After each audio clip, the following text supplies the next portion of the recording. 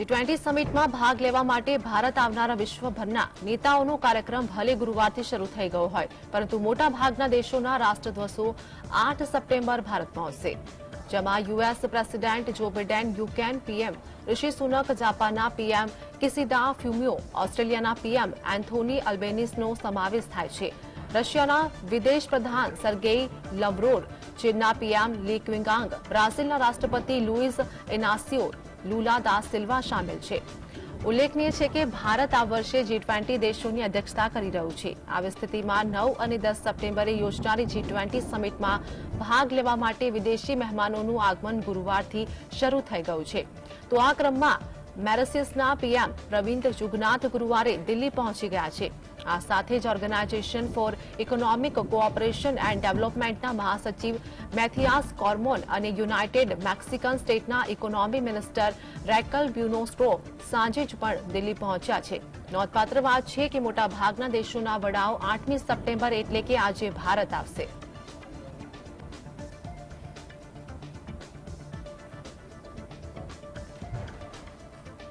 G20 બેઠકમાં સામેલ થવા માટે G20 દેશોના વડાઓના આગમનની દિલ્હીમાં શરૂઆત થઈ છે. ત્યારે અર્જેન્ટિનાના રાષ્ટ્રપતિ આલ્બર્ટ ફર્નાન્ડિસ પણ રાજધાની દિલ્હી પહોંચ્યા. વિશેષ વિમાન દ્વારા દિલ્હી પહોંચેલા આલ્બર્ટ ફર્નાન્ડિસનું સ્વાગત કરવામાં આવ્યું. અર્જેન્ટિનાના ભારત પાસેથી હથિયાર ખરીદવા ઈચ્છું છું તો તેની નજર ભારતની સૌથી પાવરફુલ બ્રહ્મોસ મિસાઇલ પર રહેલી છે. આ ઉપરાંત અર્જેન્ટિના ભારત પાસેથી તેજસ વિમાન ખરીદવા પર પણ પ્લાન બનાવી રહ્યું હોવાનું મનાય છે.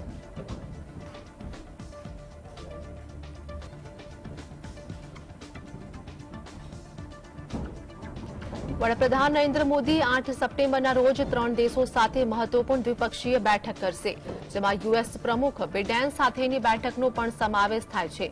પીએમ બ્રિટનના વડાપ્રધાન ઋષિ સુનક સાથે પણ વાતચીત કરશે. યુએસ પ્રમુખ જો બાઇડન 8 સપ્ટેમ્બરે સાંજે દ્વિપક્ષીય વાટાઘાટો કરશે, જેમાં ભારત યુએસ વ્યાપક વૈશ્વિક અને વ્યૂહાત્મક ભાગીદારીને પણ વધુ મજબૂત કરવા પર ભાર મૂકવામાં આવશે. બંને નેતાઓ સ્વચ્છ ઉર્જા, વેપાર, ઉચ્ચ ટેકનોલોજી, સંરક્ષણ જેવા ક્ષેત્રોમાં ચાલી રહેલા દ્વિપક્ષીય સહયોગની સમીક્ષા કરે તેવી અપેક્ષા છે. આ સાથે તેઓ વિશ્વના કેટલાક ગંભીર પડકારોનો પણ સામનો કરવા માટે બંને દેશો કેવી રીતે યોગદાન આપી શકે તે અંગે પણ ચર્ચા કરી શકે છે. વડાપ્રધાન 8 સપ્ટેમ્બરના રોજ બાંગ્લાદેશના વડાપ્રધાન શેખ હસીના અને મેરિશિયસના વડાપ્રધાન પ્રવિન્દ જુગનાથ સાથે અલગ અલગ દ્વિપક્ષીય બેઠકો પણ કરે તેવી શક્યતા છે.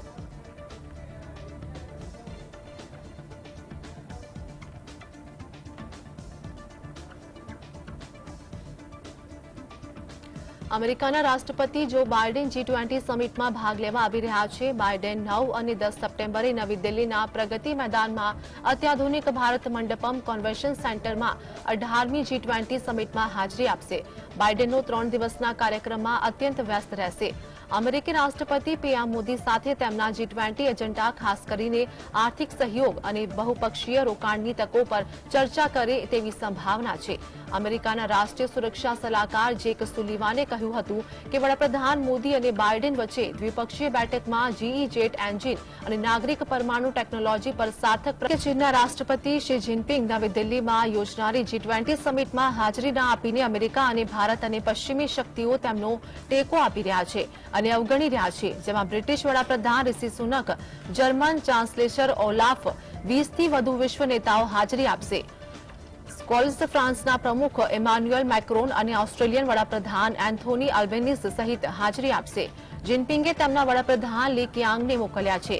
યુએસ મીડિયાના એક વિભાગે જણાવ્યું હતું કે નવી દિલ્હી આગામી સમિટ માટે 24/7 સ્થાનિક કવરેજ પર હોવા છતાં શ્રી જિનપિંગ તેમની ગેરહાજરીને કારણે ભારત અને વિદેશમાં ઘણું ધ્યાન ખેંચી રહ્યા હતા.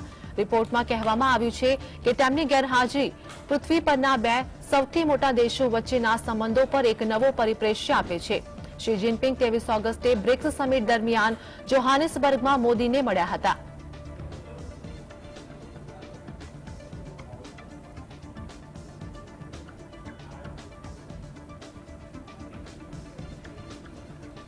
G20 સમિટ માટે અમેરિકી રાષ્ટ્રપતિ જો બાઇડનની ભારત મુલાકાત પહેલા અમેરિકાને મોટી ભેટ આપી છે. ભારતે 2019માં અમેરિકાના લગભગ અડધા ડઝન ઉત્પાદનો પર લાદેલી વધારાની ડ્યુટી હટાવી દીધી છે.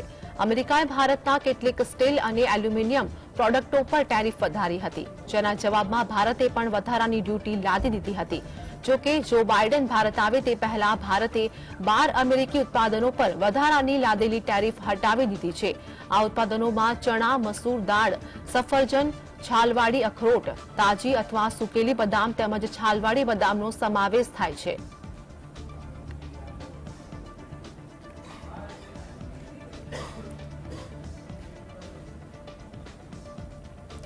દેશના 6 રાજ્યોની 7 વિધાનસભા બેઠકો પર 5 સપ્ટેમ્બરે યોજાયેલી પેટા ચૂંટણીના પરિણામો આજે જાહેર કરાશે। તેમાં ઉત્તર પ્રદેશ, ઉત્તરાખંડ, કેરળ, બંગાળ, ત્રિપુરા અને ઝારખંડની બેઠકો સામેલ છે। લોકસભા ચૂંટણી પહેલા આ પેટા ચૂંટણીને એનડીએ તથા ઇન્ડિયા ગઠબંધન માટે મહત્વપૂર્ણ મનાઈ રહી છે। ઉલ્લેખનીય છે કે 6 રાજ્યોની 7 વિધાનસભા બેઠકો માટે 5 સપ્ટેમ્બરે પેટા ચૂંટણી યોજાઈ હતી। આ બેઠકોમાં યુપીની ગોશી, બંગાળની ધૂપગીરી, કેરળની પુથ્થુપલી, ઝારખંડની ડુમરી, ઉત્તરાખંડની બાગેશ્વર, ત્રિપુરાની ધાનપુર અને બોક્સાનગર બેઠકોનો સમાવેશ થાય છે। તો બધાની નજર ઉત્તર પ્રદેશની ઘોસી વિધાનસભા સીટ પર છે। અહીંથી ભાજપના દારાસિંહ ચૌહાણ અને સપાના સુધાકરસિંહ વચ્ચે મુકાબલો છે। ઘોસી બેઠક માઉ જિલ્લા હેઠળ આવે છે।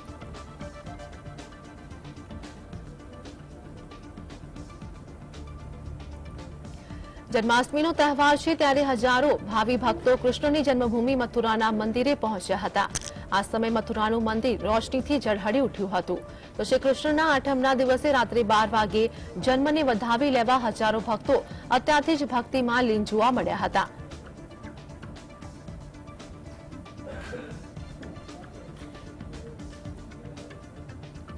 કૃષ્ણ જન્મોત્સવને પગલે મથુરા વૃંદાવન દુલ્હનની જેમ શણગારી દેવાયા છે। મથુરામાં શ્રી કૃષ્ણના જન્મસ્થાને મુખ્ય આયોજન શરૂ થઈ ગયા છે।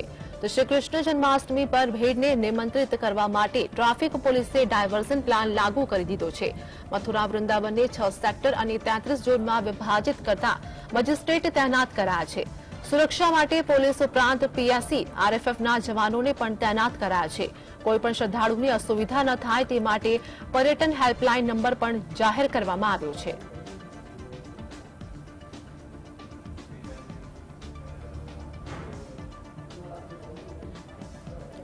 ચંદ્રયાન 3 અને આદિત્ય L1 સ્પેસક્રાફ્ટની સફળ લોન્ચિંગની સફળતાને માણવા માટે મુંબઈમાં જન્માષ્ટમી નિમિત્તે અવકાશયાનની થીમ પર દહીં હાંડીની ઉજવણી કરવામાં આવશે। આ વિશે વાત કરતા કાર્યક્રમના સંચાલકોએ જણાવ્યું હતું કે જ્યારે દહીં હાંડી ફોડવામાં આવશે ત્યારે ચંદ્રયાન 3ની થીમના ભાગરૂપે તૈયાર કરવામાં આવેલો સ્પેસક્રાફ્ટ પણ ઉપર જશે। અમે ઇસરોના વૈજ્ઞાનિકો અને વડાપ્રધાન મોદીને આભાર વ્યક્ત કરવા માંગીએ છીએ। આ સાથે જ ટી-શર્ટ પર ભારત શબ્દનો ઉલ્લેખ કરવામાં આવ્યો છે। આ થીમ થકી પોતાની દેશભક્તિ व्यक्त કરવા માંગીએ છીએ। पथक के अंदर भी सभी हमारे भक्तों के अंदर भी एक उत्साह है। तो इस बार हमारी संस्था ने ये निर्णय लिया है कि हमारी गोविंदा हंडी को जब हमारे गोविंदा पथक थर लगा के जब फोड़ेंगे तो उस गोविंदा पथकों के साथ साथ में चंद्रयान 3 भी ऊपर जाएगा, हंडी की तरफ जाएगा। और हमारे सभी गोविंदा पथक इस बार हमारे इसरो के साइंटिस्ट को, हमारे भारत के प्रधानमंत्री माननीय श्री नरेंद्र मोदी जी के जिनके मार्गदर्शन में ये कार्यक्रम सफल हुआ है, उन सभी को एक सलामी देने का, एक गर्व महसूस करने का इस कार्यक्रम के अंदर हम लोगों ने एक प्रयास किया है। આગામી 3 દિવસ સુધી મધ્યપ્રદેશ, મહારાષ્ટ્ર અને ગુજરાતમાં ભારે વરસાદનું પુનરાવર્તનની આગાહી કરવામાં આવી છે। જ્યારે હવામાન વિભાગના અહેવાલ અનુસાર ઉત્તર, મધ્ય અને પૂર્વ ભારતના રાજ્યોમાં આગામી 3 થી 4 દિવસ સુધી મોન્સૂન એક્ટિવ રહેશે, જેને પગલે ભારતના કેટલાક ભાગોમાં વરસાદી વાતાવરણ છવાશે। રાજધાની નવી દિલ્હીમાં 8 સપ્ટેમ્બરે લઘુત્તમ તાપમાન 27 ડિગ્રી અને મહત્તમ તાપમાન 37 ડિગ્રી સુધી પહોંચી શકે છે। જ્યારે 9 અને 10 સપ્ટેમ્બરે નવી દિલ્હીના કેટલાક વિસ્તારોમાં હળવો કે મધ્યમ વરસાદ થઈ શકે છે। ઉત્તર પ્રદેશમાં હવામાન સાફ હોવા જોવા મળશે। તો મહારાષ્ટ્રના વિદર્ભ, કોકણ, ગોવા, કેરળ, છત્તીસગઢના અમુક વિસ્તારોમાં મધ્યમ વરસાદની આગાહી છે।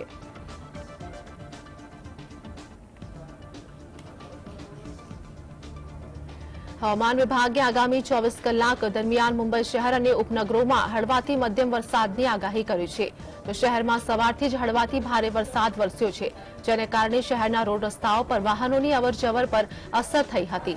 તો મોટાભાગના મુખ્ય રસ્તાઓ પર ટ્રાફિક જામના દ્રશ્યો પણ સર્જાયા હતા। લાંબા સમય બાદ વરસાદ વરસતા વાહન ચાલકો પણ લપસ્યા હોવાના બનાવો પણ સામે આવ્યા છે। જો કે છેલ્લા 24 કલાકમાં ટાપુ શહેરમાં 8.11 મીમી, પૂર્વ ઉપનગરોમાં 15.85 મીમી અને પશ્ચિમ ઉપનગરોમાં 12.45 મીમી વરસાદ નોંધાયો હતો. આવી સ્થિતિમાં ભારે વરસાદ સાથે ઊંચા મોજા ઉછળવાથી પૂર જેવી સ્થિતિ પણ સર્જાઈ હતી.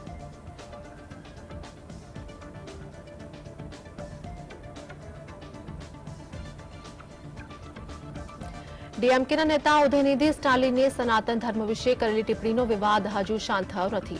આ વિશે પ્રતિક્રિયા આપતા કેન્દ્રીય મંત્રી સ્મૃતિ ઈરાનીએ જણાવ્યું કે સનાતન ધર્મને પડકારનારા લોકો સુધી અવાજ પહોંચવો જોઈએ કે જ્યાં સુધી ભક્તો જીવિત છે ત્યાં સુધી કોઈ તેમના ધર્મને પડકારી શકશે નહીં. આ પહેલા પીએમ મોદીએ મંત્રી પરિષદની બેઠકમાં પ્રધાનોને સનાતન ધર્મ વિશે કરાયેલી ટિપ્પણી પર તથ્ય સાથે યોગ્ય જવાબ આપવા જણાવ્યું હતું. આ પહેલા કેન્દ્રીય ગૃહમંત્રી અમિત શાહ સહિત ઘણા મોટા નેતાઓએ ઇન્ડિયા ગઠબંધનના નેતાના નિવેદનનો વિરોધ કર્યો હતો. તમિલનાડુના મુખ્યમંત્રી એમ કે સ્ટાલિનના પુત્ર ઉદયનિધિએ એક કાર્યક્રમ દરમિયાન સનાતન ધર્મને ખતમ કરવાની વાત કરી હતી.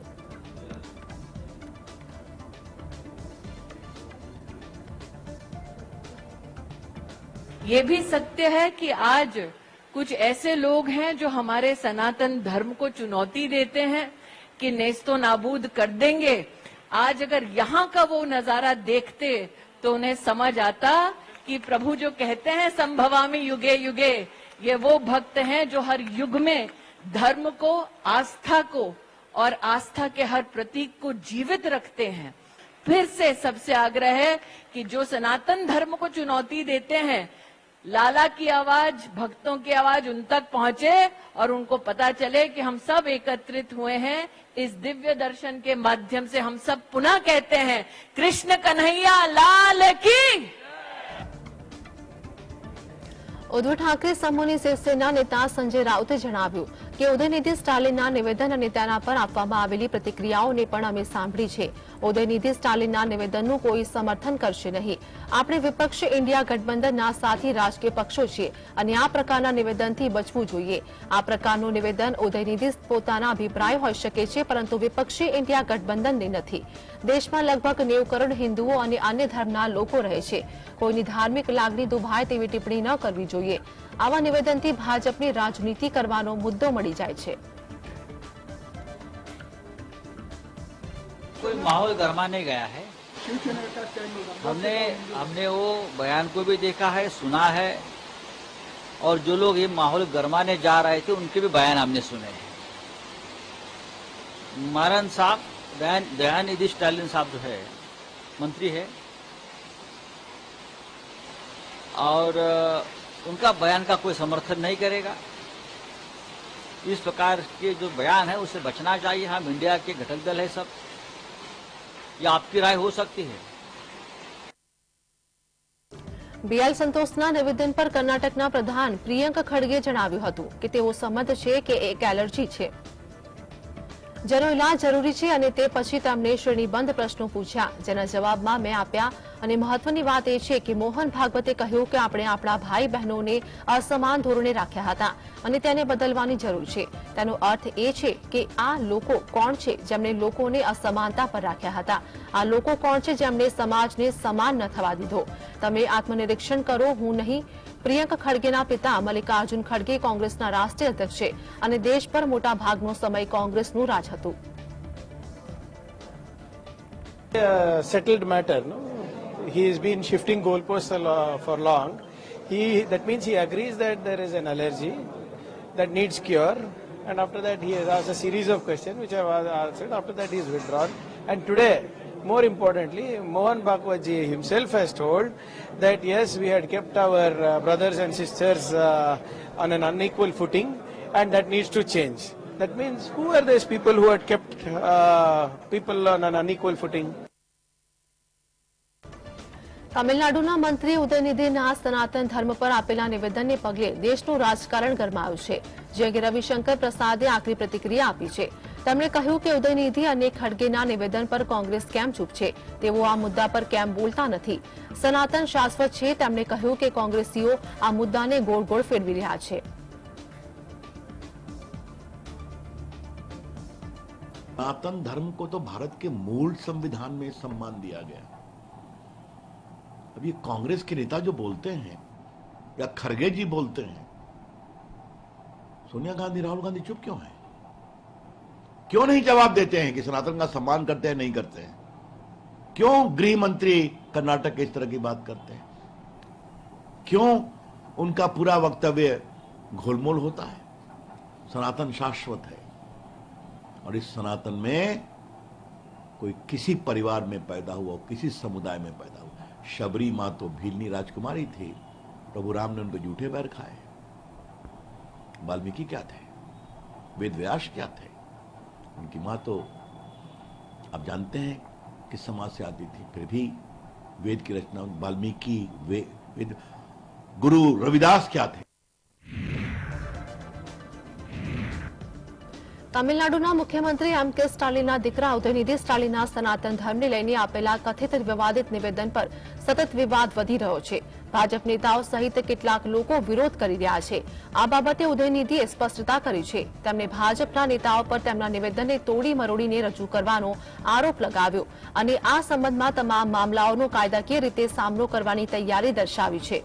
તો ઉદયનિધિએ કહ્યું કે મોદી એન્ડ કંપની ધ્યાન ભટકાવવા માટે સનાતન ચાલવાનો ઉપયોગ કરી રહી છે।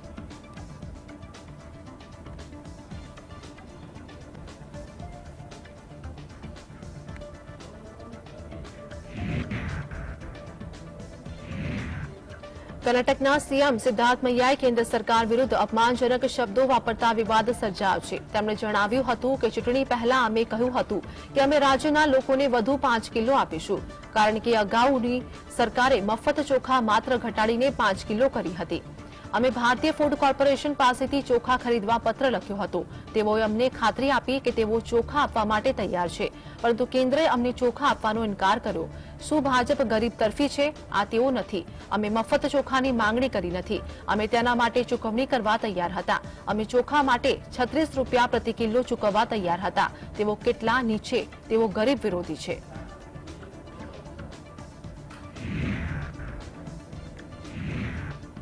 વડાપ્રધાન મોદી ઇન્ડોનેશિયાના જકાર્તા પહોંચ્યા હતા। એરપોર્ટ પર મોટી સંખ્યામાં ભારતીય લોકોએ તેમનું સ્વાગત કર્યું હતું। આખું શહેર મોદી મોદી અને ભારત માતાના જયઘોષથી ગુંજી ઉઠ્યું હતું। પીએમ મોદી 20મી આસિયાન ઇન્ડિયા સમિટ અને 18મી ઈસ્ટ એશિયા સમિટમાં ભાગ લેવા માટે જકાર્તા ગયા છે। પરંપરાગત વેશભૂષામાં આવેલા લોકો ગર્વભેર તિરંગો લહેરાવ્યો હતો। પીએમ મોદી એનઆરઆઈ અને ભારતીય લોકોને મળ્યા અને હાથ મિલાવીને તેમનું અભિવાદન કર્યું। લોકોએ જણાવ્યું કે તેઓ પીએમ મોદીના ઇન્ડોનેશિયા પ્રવાસથી ઘણા ખુશ છે। આ પછી પીએમ મોદી જકાર્તાની હોટલ પહોંચ્યા, જ્યાં ભારતીય અને ઇન્ડોનેશિયન સમુદાયના લોકોએ સાંસ્કૃતિક નૃત્ય કરીને તેમનું સ્વાગત કર્યું। આ સાથે જ વડાપ્રધાન મોદીને મળવા અને આવકારવા માટે ઇન્ડોનેશિયાના સમુદાયમાં એક અલગ જ ઉત્સાહ જોવા મળ્યો હતો। તો સ્થાનિક લોકોએ જણાવ્યું કે અમે ઇન્ડોનેશિયાના છીએ પણ ભારતનું સન્માન કરીએ છીએ। આ દરમિયાન વી લવ મોદીના નારા પણ લગાવવામાં આવ્યા હતા। Today, my team have a good chance to do a dance opening to for coming Prime Minister Modi ji. So it will a very, very great experience for us. And so thank you so much to Ma'am Lila as our leader from India. And that is really nice to see him. And it was really a very thrilling experience for all of us, especially all these Indonesian girls. They were so excited to meet him and they danced for him. ઇન્ડોનેશિયામાં યોજાયેલી ASEAN India સમિટમાં PM મોદીએ જણાવ્યું હતું કે આ બેઠકની સહ-અધ્યક્ષતા કરવી એ મારા માટે સન્માનની વાત છે। પીએમ મોદીએ ઇન્ડોનેશિયાના રાષ્ટ્રપતિ જોકો વિડોડોને સમિટના આયોજન માટે અભિનંદન પાઠવ્યા અને કહ્યું કે અમારી પાર્ટનરશિપ ચોથા દાયકામાં પહોંચી ગઈ છે। અગાઉ પીએમ મોદીએ કહ્યું હતું કે તેઓ વિશ્વના કલ્યાણ માટે અનેક નેતાઓ સાથે કામ કરવા માટે ઉત્સુક છે। તેમણે કહ્યું કે ગયા વર્ષે અમે ભારત આસિયાન મિત્રતા દિવસની ઉજવણી કરી હતી અને તેને વ્યૂહાત્મક ભાગીદારનું સ્વરૂપ આપ્યું હતું। પીએમ મોદીએ તેમના નિવેદનમાં જણાવ્યું હતું કે આસિયાન સાથેના સંબંધોએ ભારતની એક્ટ ઈસ્ટ નીતિનો એક મહત્વપૂર્ણ આધાર સ્તંભ છે। हमारी हिस्ट्री और ज्योग्राफी भारत और आसियान को जोड़ते हैं। साथ ही साझा वैल्यूज, क्षेत्रीय एकता, शांति, समृद्धि और मल्टीपोलर वर्ल्ड में साझा विश्वास भी हमें आपस में जोड़ता है। आसियान भारत की एक्ट ईस्ट पॉलिसी का केंद्रीय स्तंभ है। भारत आसियान सेंट्रलिटी और इंडो पैसिफिक पर आसियान के आउटलुक का पूर्ण समर्थन करता है। ભારતની અધ્યક્ષતા હેઠળ દિલ્હી G20ની બેઠક યોજાવાની છે ત્યારે તેમાં હાજરી આપવા માટે વિદેશી મહેમાનોનું આગમન શરૂ થઈ ગયું છે। પીએમ મોદીએ G20ની યજમાની અને વૈશ્વિક મુદ્દાઓને લઈને એક લેખ લખ્યો છે। પીએમ મોદીએ કે ગ્લોબલ સાઉથના દેશોમાંથી તેમના મંતવ્યો અને અનુભવો જણાવવાનો આ એક મહત્વપૂર્ણ પ્રયાસ હતો। G20 સમૂહમાં આફ્રિકન યુનિયનને પણ શામેલ કરવામાં આવી શકે છે। તો વસુધૈવ કુટુંબકમ આ બે શબ્દો એક ઊંડી ફિલોસોફી ધરાવે છે। તેનો અર્થ છે કે દુનિયા એક પરિવાર છે। આ એક સર્વગ્રાહી દ્રષ્ટિકોણ છે જે આપણાને એક સાર્વત્રિક કુટુંબ તરીકે સરહદો, ભાષાઓ અને વિચારવાસીઓ દ્વારા આગળ વધવા માટે પ્રોત્સાહિત કરે છે। ભારતના G20 પ્રેસિડેન્સી દરમિયાન આનો અનુવાદ માનવ કેન્દ્રિત પ્રગતિ માટેના આહ્વાનમાં થયો છે।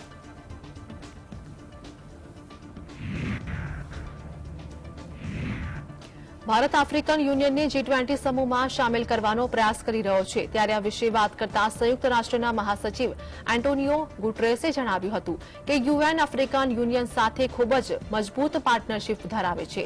આંતરરાષ્ટ્રીય મંચ પર ઘણા આફ્રિકન રાષ્ટ્રો પોતાનું પ્રતિનિધિત્વ કરી શકતા નથી। આ આંતરરાષ્ટ્રીય સંસ્થાઓની જ્યારે સ્થાપના કરવામાં આવી ત્યારે ખૂબ જ ઓછા આફ્રિકન રાષ્ટ્રો સ્વતંત્રતા હતા। આફ્રિકન રાષ્ટ્રોનું આંતરરાષ્ટ્રીય સ્તરે પ્રતિનિધિત્વ વધે તેના માટે અમે ઘણા પ્રયાસ કરી રહ્યા છીએ। અમને આશા છે કે આફ્રિકન યુનિયનને સુરક્ષા પરિષદના કાયમી સભ્ય તરીકે શામેલ કરવામાં આવે। આફ્રિકન યુનિયનને G20માં શામેલ કરાશે ત્યારે અમને ખૂબ જ ખુશી થશે। The African continent have few independent countries. Most of the countries were still under colonial regimes. And so Africa was a double victim of colonialism in itself, and then of the fact that when the UN was created, the Bretton Woods system was created, the African countries were not there. So that is why I'm strongly supportive of the presence of an African country, at least as a permanent member of the Security Council, that I consider it essential to reform the Bretton Woods system for Africa to have a stronger participation, and of course I would be very happy to see the African Union as a